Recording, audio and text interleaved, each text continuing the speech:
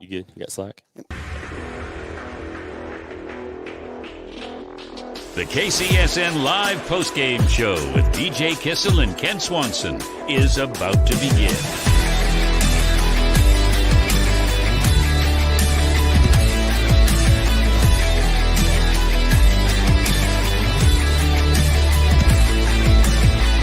The best post-game coverage you can find. Entertain, educate, inform. KC Sports Network.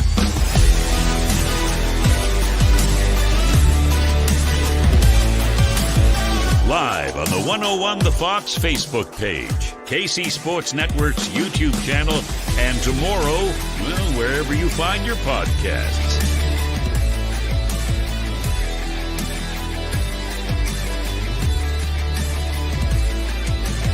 This is the KCN Live Postgame Show with BJ Kissel and Kent Swanson from the Bullpen Bar and Grill in Overland Park.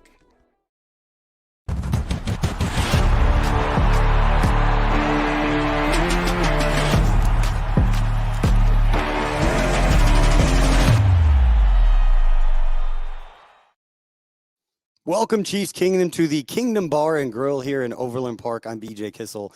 That is Kent Swanson, and we are going to chat about the logo game as the Chiefs bopped the Raiders 48-9. And I don't know what it is, Kent, about this, but it annoys me more than it should. I fully acknowledge that it's not a big deal that they're standing on a logo. It still pissed me off. And so we made a special graphic for the post-game logo for everybody watching us live on YouTube and all of that. There we go, Tucker. Trayvon Mullen, guy that I liked coming out of Clemson that year in the draft. But you do stupid things, you win stupid prizes, and that is that graphic. Well, the only thing that the Raiders win is stupid awards right now because they just, I mean, like the lap around Arrowhead last time around that they won the game, they just make a lot of mistakes here at Arrowhead because they done pissed off the Chiefs again, and they went out and absolutely manhandled them from literally the first snap of the game because we don't acknowledge special teams. The first snap was the first snap of the game anyway. Yeah, it was just a dominant performance up and down for the Chiefs, and I mean, it was over as quickly as KU Mizzou was yesterday. That's true. It was very anticlimactic in a couple of the big games that we had to watch at KC Sports Network. But yeah, just the audacity for a team that's won 3 of their last now 15 games against the Chiefs to do the lap last year with John Gruden and all the stuff that Raiders have been through this year. And then now for them to go on the logo and just try to manufacture something to try to get themselves going in a really dumb way. Well, they must. That might have been all they needed to try to, like they have nothing to play for. They have no hope. Their franchise is a colossal embarrassment and will continue to be for the, for the foreseeable future. You know, it's not a colossal embarrassment. What? The Chiefs defense. Like these guys, it's amazing to watch them. The defensive line, those guys just can't be blocked. I don't want to, and we talked about this before, about not wanting to give too much credit to like any one individual player because it is a team game and all that. But man, Melvin Ingram, like there's a lot of guys. Mike Hughes, this was the Mike Hughes game. This is the best game that I've seen from Mike Hughes. I don't think anyone's going to argue with that point, but what was happening up front and Derek Carr being under pressure with Melvin Ingram, Chris Jones, Frank Clark, those guys Wharton, got after it. That's now 6 straight games the Chiefs held opponents under, I believe, 18 points, but it's an average of 10.8 points per game over the last 6. They forced 5 turnovers today, and we always talk about like the core stats. Turnovers, 5 turnovers, third down, forced them to go 4 of 11, and then the Raiders were 1 of 2 inside the red zone. But I don't think it was till the end of the first half they even crossed that logo that they christened before the game or whatever. It took them 29 minutes and 20 seconds to get to the 50-yard line. The Raiders did just an absolutely dominant performance across the board. It was a joy to watch. I mean, everything went right, really. Yeah. I mean, they didn't turn the ball over and make a ton of mistakes. You saw some of the vintage Patrick Mahomes on the offensive side of the football. You saw an absolutely dominant defensive line. Everybody across the board. You started listing off those players. You could throw Jaron Reed. You throw Tershawn Wharton in there. I mean, all these guys were generating pressure. It's fun. I mean, this is just a nice tune-up before the biggest game of the year. Thursday night is going to be a lot of fun against the Los Angeles Chargers, and we will be right back here. And again, a special shout-out to Darren and Jason, everybody involved with the Kingdom Bar and Grill here in Overland Park. It has been a slow, painstaking process for everyone involved to get this to a point where everything's installed and the COVID and all the backups and the shipping and all that kind of stuff. But the place is starting to come together. You can see the bar right behind us. Should be open in the next couple of weeks. We haven't put a date on it yet. The owner and them have not put a date on it yet, I should say. But we'll be back here on the 16th. Next Thursday night, we'll be announcing the winners of the Soul of KC raffle, and we'll talk a little bit about that later in the show. But we've got that Thursday night, obviously, with the post-game show. Should be a lot of fun. And anyone who is in the area right now, the goal is tentative, so don't hold me to it, but the goal would be the day after Christmas, the Steelers game, that the bar could be open at that point to invite people to come hang out. And stay tuned to all our social media channels, but it's going to be one of those counting down to the wire and see if we can do that. But should be a lot of fun. We're going to be joined a little bit later by Craig Stout to help us break down this game. We might have a special guest joining us as well. There's still a lot of moving pieces to all of that, but a lot of good stuff. We'll go over tomorrow's headlines with Craig, and we'll answer all your questions. If you're sitting at home, if you're riding back from the game or wherever you're at, if you've got questions or comments, please let us know, as we see right there from Kyle Coffey. The Ravens just recovered an onside kick down 2 with 1:15 to go. Are you kidding that is me? Without Lamar Jackson. Are you kidding me? We won't get too much in. We won't give too much into this. That Browns, I'm really interested to see how that played out. But again, thank you for everybody watching, whether you're watching us on the 101 The Fox Facebook page, we appreciate that. Whether you're watching on Twitter, YouTube, Twitch, wherever you're watching, we appreciate your support. But before we bring Craig on, we just kind of went through initial impressions, but how do you feel like, besides the logo stuff, how do you feel like this game is going to be remembered, a few months from now? I don't think it will all that much. Like, I know that sounds weird, but I mean, it sounds, I don't think this is a defining moment for the Chiefs in any way, shape, or form. I think they took care of business in a big way. The expectations for this football team were to take care of business, especially if a team is going to turn over the ball as much as the Raiders did. And they did. They did what they were supposed to do. They did what we expected them to do in a game where the Raiders didn't do much of anything to keep it close.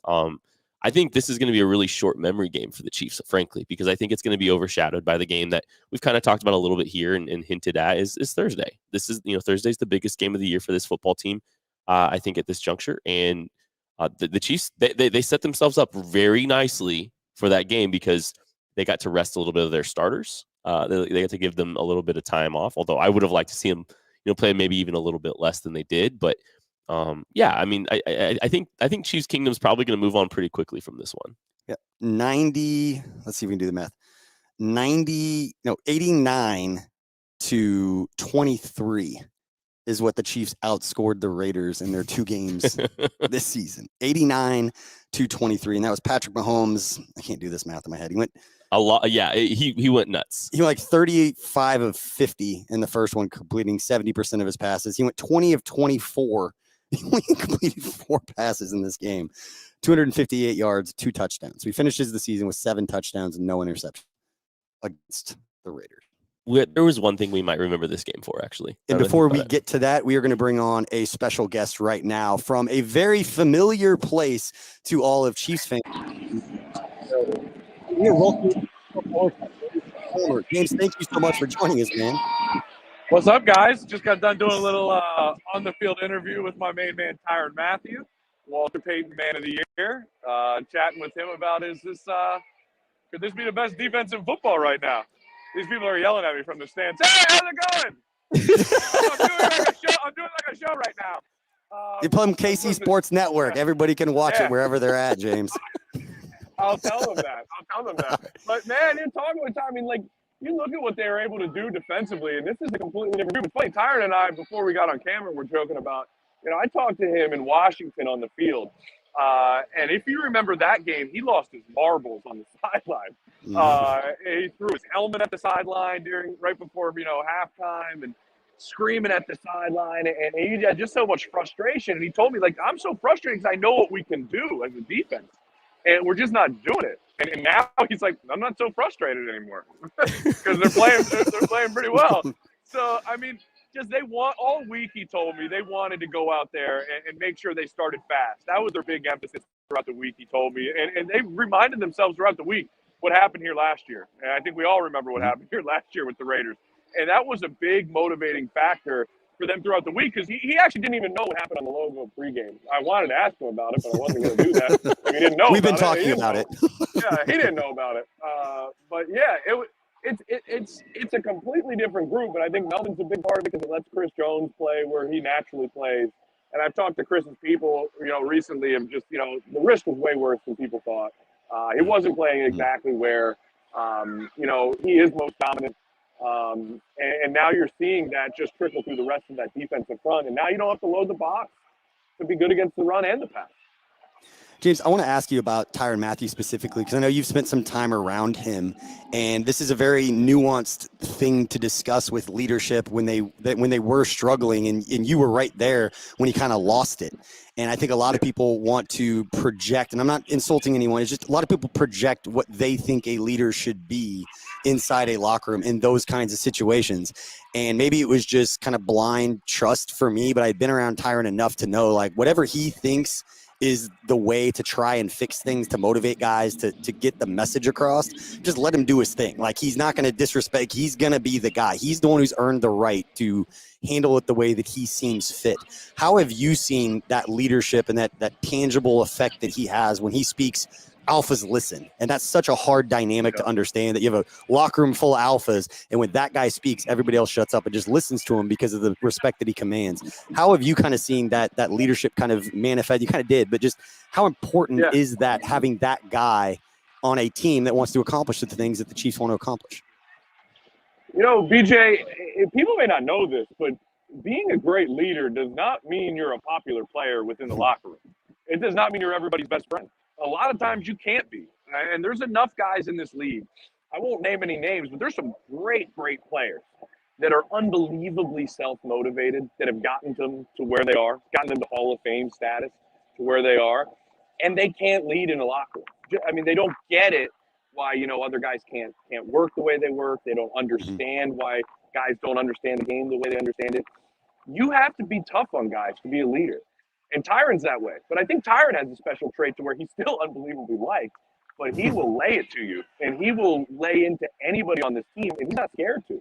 And he did it in Arizona when I covered him there. He did it in Houston in the short period of time that I was there and covering him. In the 1 year, I remember he had like a speech before the season started that players told me something they never even heard before. And he was voted a captain immediately on a team that he just walked into. And that's kind of what he's done in his past, and he's done it here too, because he knows how to win. He knows the right way to play because he's so smart as a player, but he also knows how to push guys' buttons to get the most out of them. And that's kind of what you were saying, right? Being able to push guys and at times not be their best friend. And he will tell you exactly how he feels. It is about getting the most out of your teammates. It's not being the most liked guy in the locker room. And I think that's kind of the biggest difference that people forget. When you're a great player, it doesn't mean you're a great leader. It is rare to be a great player and a great leader. And we can get into Tyrant some more, but I heard a lot of things this week about Patrick as a leader, in terms of what the offense is going through and the struggles they're having. I think his leadership, when they're not playing well, behind the scenes has been more than what people think. Do you think there's anything to glean offensively from what the Chiefs were able to do today? I mean, the last couple, really strong offensive performance that we've seen from the Chiefs have come against the Raiders. Teams have kind of been playing the Chiefs a little bit differently than the Raiders have, with a lot of that too high stuff. Do you think there's anything positive to take away from what we saw offensively from the Chiefs today? Yeah, they should just play the Raiders every week, and then it's a whole new situation, the way it works. I think what you can take, and you saw some of the old stuff, right? Patrick getting outside the pocket, which teams haven't let him do a whole lot lately. They've been really good about being disciplined up front. I talked about this on NFL Network. Teams haven't been overly aggressive up front, and they've been really disciplined in their lanes the last couple of weeks. So he hasn't been having those lanes to run out and make things happen. He was able to do that today. I think what you're seeing from some of this, though, is he still took what the defense was giving him. And I had a long conversation, ultimate name drop, with Hall of Famer Kurt Warner last night here in Kansas City over the phone about Patrick and about, the way this offense is working. And, he's seeing, and he knows the position better than I do, he's seeing Patrick be more and more patient as the season goes on. And I think what he's learning is, this is what it's going to take to win this game. Okay, let's do that. Not, I have to do this. And the comparison, and I know Patrick has mentioned this to people close to him, the reason people love Manning, the reason people love Brady is because they won. It doesn't matter about the numbers. It's because they're winners and they win. And that's what Patrick's learning, that wins are the most important thing. It's not my numbers. And if he has that mindset at this age, That's remarkable, because what happens a lot of times, guys, is everybody gets impatient, right? He gets impatient at times. Offensive coordinators, Andy Reid as a play caller gets impatient. If a team's going to give you the 5-yard hitch and they're going to give it to you, you're going to go, I'm going to take it 3 times. Oh, and then we're going to burn them when they think we're taking it the 4th. Brady's going to go, oh, you're giving me the hitch? I'll take it 20 straight times, and I don't care if we go down the field 5 yards at a time. Take what the defense gives you and don't get antsy. I think that's what's kind of changing with Patrick, is he's not getting real antsy. That's what I took from this, because he still had some shots, but at the same time, he still just surveyed the field. This is what I should take.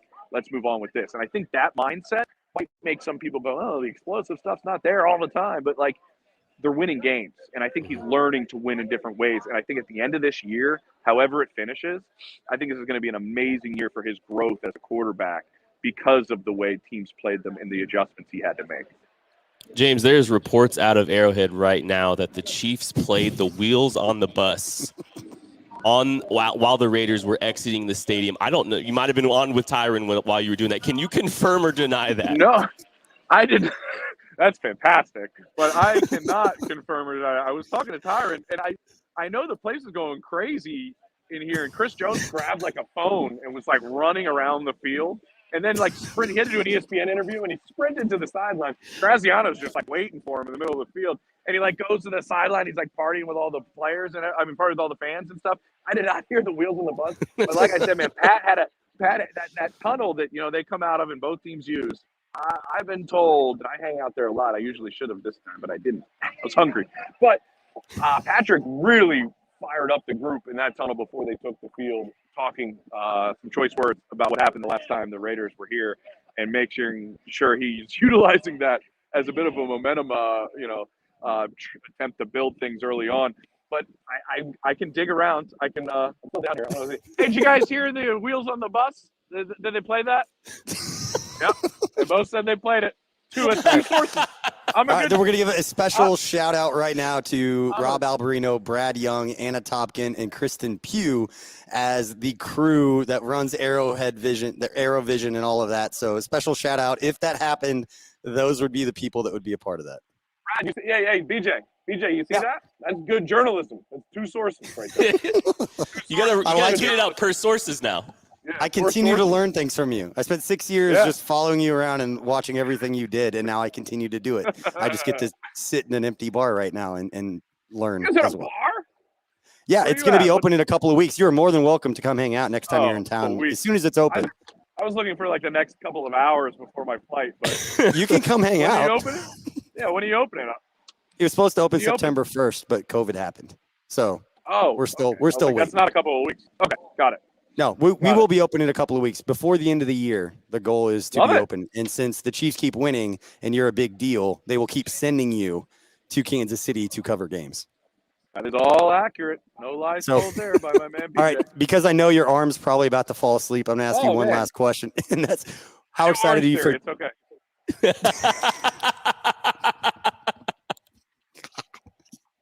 I'm flustered now.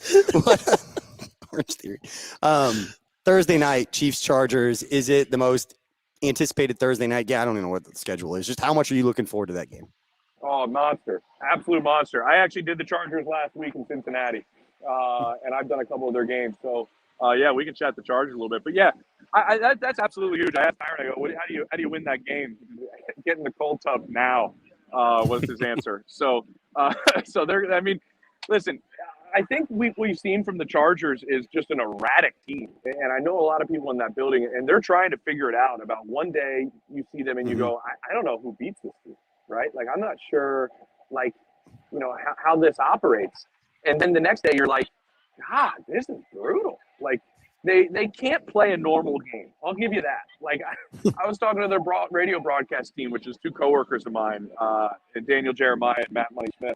And they were both like, they have not played a normal game this season. Like, if they are up by 3 touchdowns, it will be a nail biter. If they're down by 3 touchdowns, it'll be a nail biter. I think, to me, just what we're trying to see is like Herbert and Mahomes is just like, we're going to watch this for a decade. And I think, Justin has a lot of growth, but he makes a lot of mistakes when he tries to do too much. And that's what teams have tried to do that I've talked to. When he rolls out and pushes the ball downfield, he takes chances. He takes a lot of chances. And the way that this team is forcing turnovers right now, that's a pretty good recipe, I think, for Kansas City. Absolutely love it. James Palmer, thank you so much for joining us here on the KCSN Live post-game show. We will talk with you soon, I'm sure. See this? Camera guy, too. Yeah, they got a Dak Prescott jersey. You see that? It's the most beautiful place in the entire world. You see that Dak jersey? Hey, why is that guy in a Dak jersey? This is hardcore journalism here on the post-game show. James, you are more than welcome to join us every post-game. Hey, when the bar opens, I'm in. Yep. Sounds good. NFL Network's James Palmer. Thank you, guys, friend. have a good one. Yep, you too, buddy. Good talking to you. All right. That's real leadership, Kent. You know what else shows real leadership? What, BJ? Fairway Independent Mortgage. Fairway Independent Mortgage makes the home loan process as simple as possible by guiding you through every step, just as they've done for the past 25 years. Call Jennifer Dixon at 816-390-8898. That's 816-390-8898. Great rates, a focus on customer service, and the fastest turn times in the industry. That is Fairway Independent Mortgage. I didn't even have to look at that one, Kent. That's impressive. We're doing this so much now. I just got it down. Just got it down. It's like me with the Emprise Bank intros. Yeah. I got a lot of them. I got a lot of them just rolling in the head. Nice. Yeah. You know what? You know who I want to get rolling in my head right now? You want to try that again? Nope. Big institution. Mr. Craig Stout joins us now.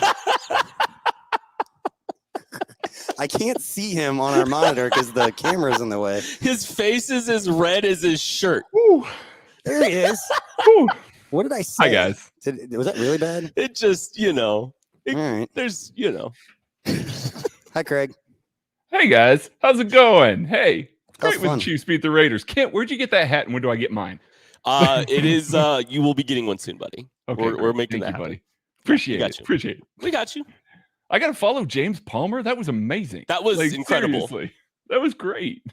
James was awesome. Let's have him on every week. It's like my favorite. It's like my favorite 10 minutes of KCSN we've ever had. That was a lot of fun. So good luck trying to follow that up, Craig. Real. Yeah, just confirming reports out of Arrowhead with the security guards. He's yelling at security guards to get sources. It's beautiful. Okay, so let's just jump right in, Craig. We got to probably talk about some football related stuff. Although there's only one team that played football today, and that was the Chiefs. The Raiders really didn't do much anything, but it was good to see the offensive side of the football do some good things again against Gus Bradley. Yeah, we're always going to put the caveat next to this. It's Gus Bradley's, cover 3 defense. They were showing a lot of too high looks and then rotating, getting into that cover 3, cover 6 defense, buzzing that safety down. But the Chiefs had the answer. And, we've been through enough games now where we're witnessing this offense at times have the answer and not be able to, execute all game long. They were able to execute all game. Like, they did not struggle with drop passes. They didn't struggle with, receivers running the wrong routes, people being, on the, not being on the same page. About the only thing that we can really, kind of nitpick a little bit, the offensive tackle play wasn't great, but, that's going to happen at times. This, when we did this game the first time, it was one of those where we projected this to maybe be a difficult matchup for the Chiefs offensive tackles. It kind of came to fruition this week, but it wasn't a hindrance. The Chiefs got themselves into some 3rd and long situations, and we got to see the vintage Chiefs offense, moving the ball down the field, putting points on the board. Like, it's hard to be mad about anything on this Chiefs offense. Yes, it is Gus Bradley. Yes, it is that same shell that the Chiefs beat up on earlier this year, but it's good to see the execution, a lack of drops, no interceptions. You guys, no interceptions this week. It's just terrific to see all of that go the Chiefs offense's way and not have to worry about execution. One of the things we really haven't talked about much yet is the creation outside of structure that we saw this week. That there's a little bit of that, back. It looked like vintage Patrick LaVon Mahomes, some plays outside of the design, some explosive plays generated, kind of, trying to do some stuff out of structure. That was really nice to see today.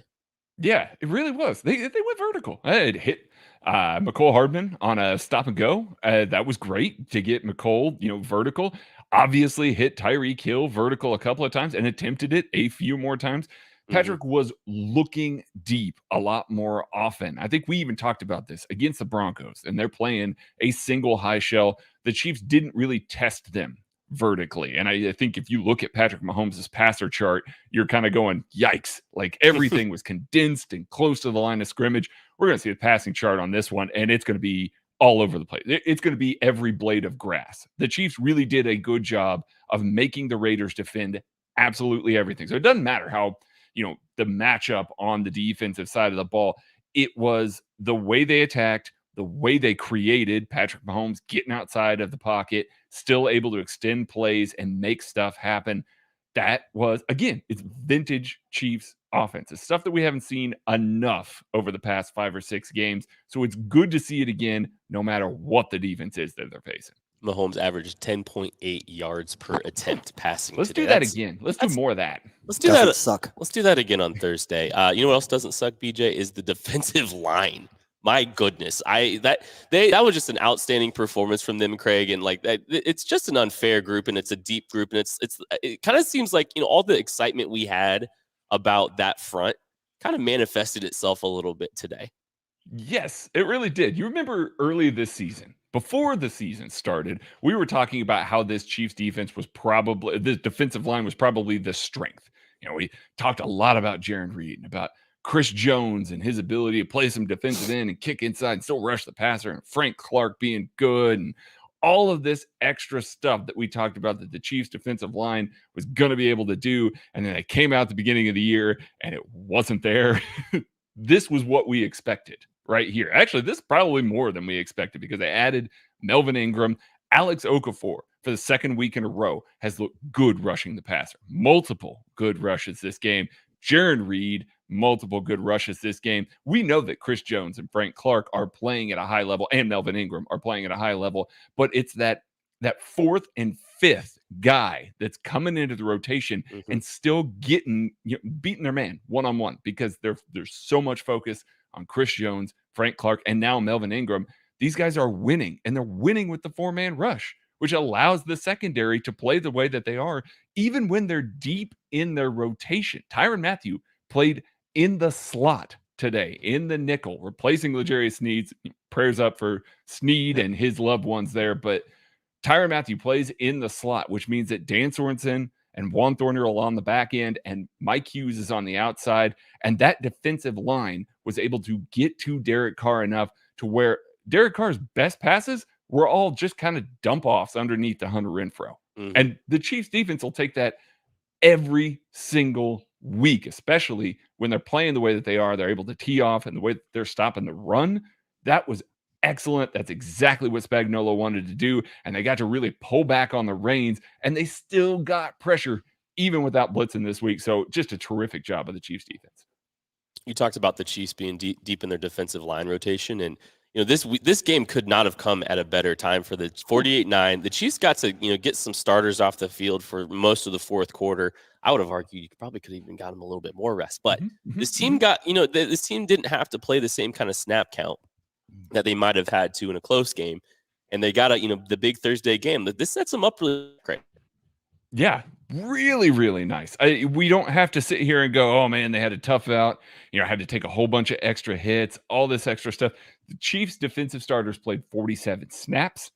And then on the offensive side of the ball, they had a healthy rotation going even late in the third quarter there. Multiple snaps in a row without Tyreek Hill, Travis Kelce on the field. It was, Josh Gordon's, McCole Hardman, Noah Gray, and Blake Bell, and Derek Gore was getting a lot of run as well. The Chiefs did a good job of insulating themselves, and then, full on replaced their offensive line there and was able to get some good rotation. Nick Bolton played dime snaps today, and those are valuable for him in coverage. I mean, that's awesome. That's exactly what you want to see. So they really got into their depth a lot, and they got in there for most of the game on a short week here. The biggest game of the Chiefs season to date right now. Chiefs beat this Chargers team. Not only are they in control of the AFC West, they have an inside track towards maybe the 1 or the 2 seed here. So we're talking about pushing towards the end of the year. This is the big one. This short week, going to Los Angeles,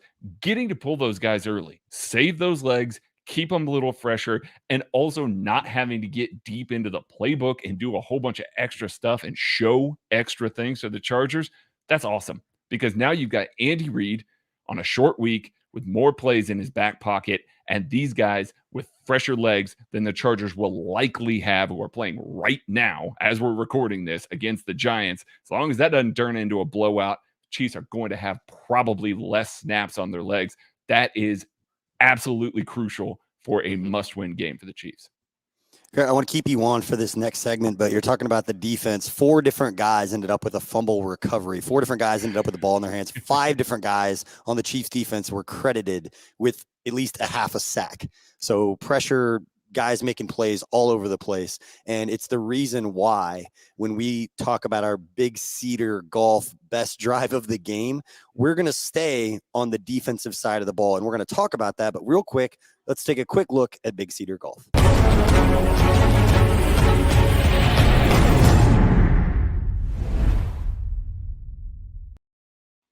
That video lasted about as long as the Raiders' first drive, which is why it is the Big Cedar Golf best drive of the game, because when you stand on a damn logo and you're disrespectful to a team that's been kicking your tail in for a while, this is what happens. 12 seconds into the game, the ball ends up in Mike Hughes' hands, touchdown. Don't act like it's not destined to happen. That's what happens. It's awesome. It's a steamroller. I'm here for it, man. This is it was terrific. Mike Hughes. This is Mike Hughes Day right here. Coming up, Johnny on the spot. Jaron Reed. Actually, Chris Jones is the guy knifing into the backfield, forcing Josh Jacobs to have to go around. Jaron Reed's there to punch it out. Mike Hughes picks it up. Man, best possible start that you could have had for the Chiefs defense. And yeah, that's what happens when you come into Arrowhead. And you right stand on after. There are sites that are just the most beautiful sites in the world. And Big Cedar Golf, if you're a golfer and you live in the Midwest, you go down there, one of the most beautiful sites in the world. Mm-hmm. When you're at Arrowhead and you're going up against the Raiders and they're being the Raiders and being all disrespectful and having all this cockiness for no reason. And then they come out on the first play and the guy hesitates to bring it out of the end zone, which is a bad sign from the beginning. It was like, these guys aren't ready to play. And then first play, like you mentioned, Chris Jones knifes in, Jaron Reed grabs it, Mike Hughes, touchdown. Like it seemed to me that, and this is all in all seriousness, and I'm glad you brought up L'Jarius Sneed earlier, because it's a dynamic that fans don't necessarily always understand how close those guys are in that locker room, and that when one of them is hurting, they're all hurting. And this isn't a little, like, it's an absolute tragedy what happened with L'Jarius Sneed and his family. And coming from everybody on the show has never talked to L'Jarius Sneed, not going to pretend to. You feel when people that you care about or people you've been around are hurting, you hurt for them in that kind of way. And for the defense and for the team to play the way that they have, and specifically for the defense and for a guy like Mike Hughes, who is going to need to step up with L'Jarius Sneed being out in this game, for the game to start like that with everything coming in, it's just chef's kiss in that way. And it was beautiful that it kind of took the pressure off the defense, but at the same time kind of showed respect to their teammate and the guy that you know that they feel for, and anything they can do to make L'Jarius Sneed and his family feel a little bit better on an absolute awful situation.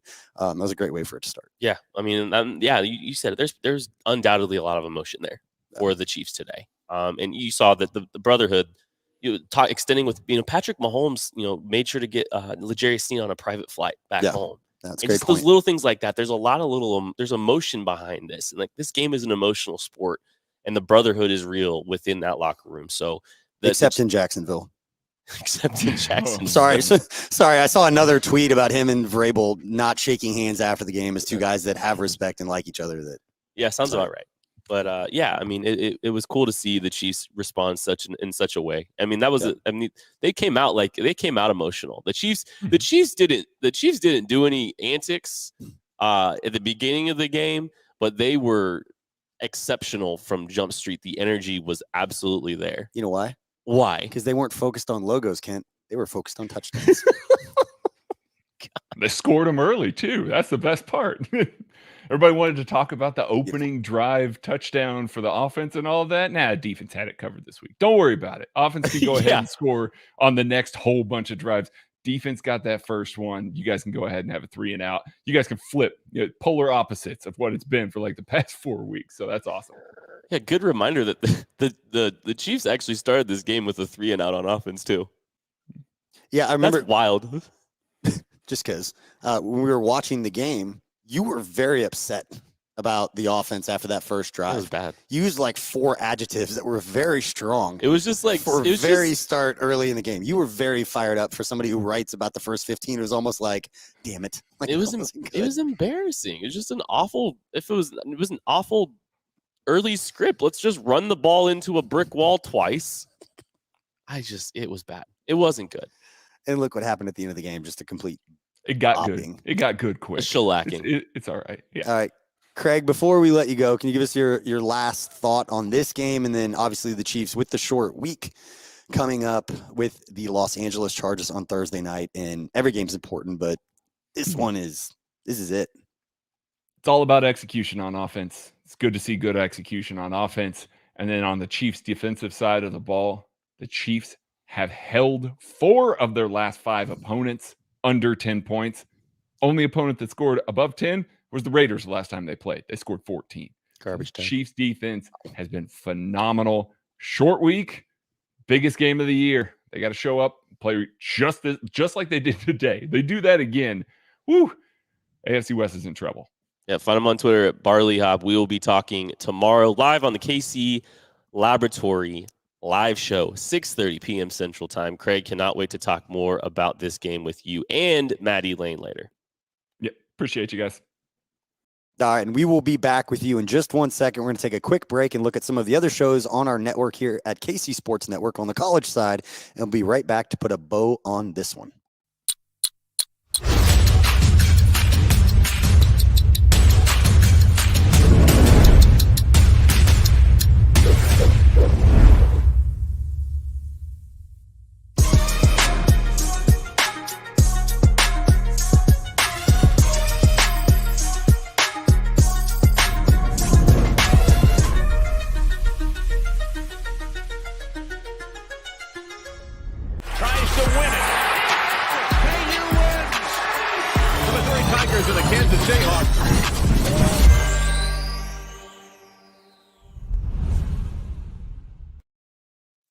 You know, it's off topic a little bit, but I had a lot of fun yesterday. We were in Lawrence for the Border War game. We were at Wayne and Larry's. They're off Iowa Street. They're on the, west side of town. But Lawrence isn't necessarily my area, but that's where we were. It was a lot of fun. We were with Jared Sutton and Jeff Hawkins, the 2 hosts of our Border War podcast. Had former KU standout All-American Keith Langford came and joined us, and that was a lot of fun. So Chiefs fan, even if you're a college, KU, K-State, Mizzou, we've got content there. You can find it all on our YouTube channel and everything. But let's put a bow on this game and talk a little bit about the short week and everything that's going to go into that, because it's not just that it's a short week. It's a short week, and you're going on the road. Yeah, I don't really know if there was much of anything that the Chiefs could have done today that was really going to inspire or change your opinion of this team. They did what they're supposed to do against a team that's kind of flailing, but I think everybody's attention's kind of been focused on what we're about to see. Yeah. You know, what we're about to see on Thursday. And I liked that, you know, the second half is what it is, and we saw it particularly with the offense, Darrell Williams, and it doesn't seem like Clyde Edwards-Helaire. It didn't seem that either one of them got run in the second half. And that I heard Craig just brought up 47 snaps for the defense, which is lower than you would tend to have. And so while it's a short week, you didn't necessarily overexert the guys in the second half, and it wasn't as many high leverage plays there in the second half with things that they were doing. So it was set up as good as it could going into a short week late in the season. This is about the best you could have asked for bodies to be as right as they could be with the game coming off going into the short week. Right. Yeah. The limited snap count. And I'm looking here, even in a game with Thursday, 3 hours matters. And so the Chargers are playing an afternoon game right now. They are tied with the Giants currently late in the first quarter. I'm just hoping the Giants make that competitive. Just make them play for 60 minutes. That's a nice little boost for this team as they're going through all this. 47 snaps on the defensive side of the football, and that's really nice. That's really nice. It's going to be very valuable, I think, when it comes Thursday. Yeah. And like we talked about earlier, on Thursday night, right off the top of the postgame show, we will announce a handful of the winners for the Soul of KC raffle and toy drive that we did. We all had a chance, Kent, myself, and Tucker, and Maddie Lane was actually in town from North Carolina. We got a chance to go to the Dick's Sporting Goods in Overland Park last Friday afternoon and spent just shy of $9,000 buying all kinds of different toys that were picked up by Operation Breakthrough at Dick's Sporting Goods. We're able to load it up, and we've got a little bit of B-roll. We'll be able to show everybody that supported this fundraiser and this toy drive. We'll be able to show you B-roll of all the toys and everything that we were able to do. And then we all had a chance to go down to Operation Breakthrough and see Jennifer Heineman down there, and she gave us a tour, and just unbelievable work that's done in this community. And there are a lot of companies, there are a lot of programs, a lot of organizations that do a lot of great things in Kansas City, and not take anything away from any of them, but it was eye-opening to go in and spend that hour and a half, whatever it was, getting that tour of Operation Breakthrough.